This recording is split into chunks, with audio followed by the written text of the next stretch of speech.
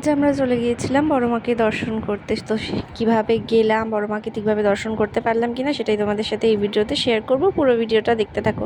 Hello everyone, কেমন আছো তোমরা সবাই? আশা করছি তোমরা সবাই খুব ভালো আছো আর আমরাও খুব ভালো আছি। এখন বাজে বিকেল 4:30। যে আমি তো এখানে রেডি হয়ে গেছি, দিদিও এদিকে রেডি হচ্ছে।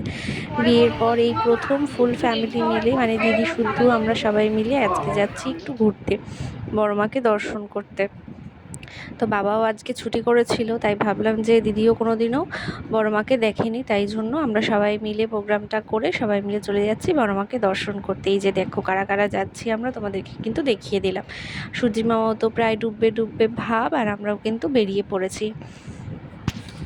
আমরা কিন্তু আজকে পুজো দেবো না, শুধু বড় মাকে দর্শন করে চলে আসবো। দিদির একটু সমস্যা আছে বাড়িতে, তাই জন্য ও কিন্তু পুজো দিতে পারবে না এক বছর কোনো মন্দিরে, তাই জন্য পুজোটা দেবো না। এসে আমরা এই দেখো গঙ্গার ঘাটে গাড়ি রেখে কিছুক্ষণ এখানে দাঁড়িয়ে চলে গিয়েছিলাম কিন্তু বড় মার মন্দিরে, কারণ অনেকটাই দেরি হয়ে গেছিলো, সন্ধেও হয়ে আসছিলো। এরপরে তো সন্ধে আরতির জন্য অনেকক্ষণ বাইরে দাঁড়িয়ে থাকতে হবে। তো আমরা চেয়েছিলাম যে আমরা সন্ধ্যা আরতিটা যাতে দেখতে পারি, কিন্তু আমরা দেখতে পারিনি। আমার বাবা আগে চলে গেছিলো, তো বাবা দেখতে পেয়েছে, কিন্তু আমরা দেখতে পারিনি, আমরা বাইরে আটকা পড়ে গেছিলাম। তো পরে আমরা বড় মাকে দর্শন করে বেরিয়ে এসেছি। এখানে পাশে আমার বাবা কাজ করে এম বাজারে, তো সেখানেই আমরা গেছিলাম। পেয়ারার পাত্তা পাওয়া যাচ্ছে না, এখানে এসে দুষ্টুমি শুরু হয়ে গেছে ওর।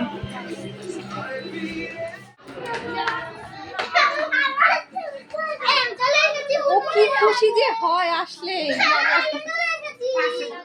ঘুরতে ঘুরতে হাঁপিয়ে গেছি, গিয়ে লাস্টে বসে পড়েছি। এখানে একটা চেয়ার পেয়েছি, আর এখানে দেখো আমি আর দিদি দুজনে দুটো এখানে রুম ফ্রেশনার নিয়েছি।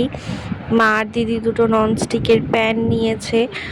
তো যাই হোক, তারপরে এখানে বাবা আবার চা নিয়ে এলো আমাদের সবার জন্য। তারপরে সমস্ত কিছু বিলিং করে আমরা কিন্তু আবার বাড়ির উদ্দেশ্যে বেরিয়ে পড়েছি। রাত হয়ে গেছে, এখন প্রায় 8:30 পৌনে 9টা মতন বাজে। আমরা এই বাড়িতে এসে সবে ফ্রেশ হয়ে বসলাম।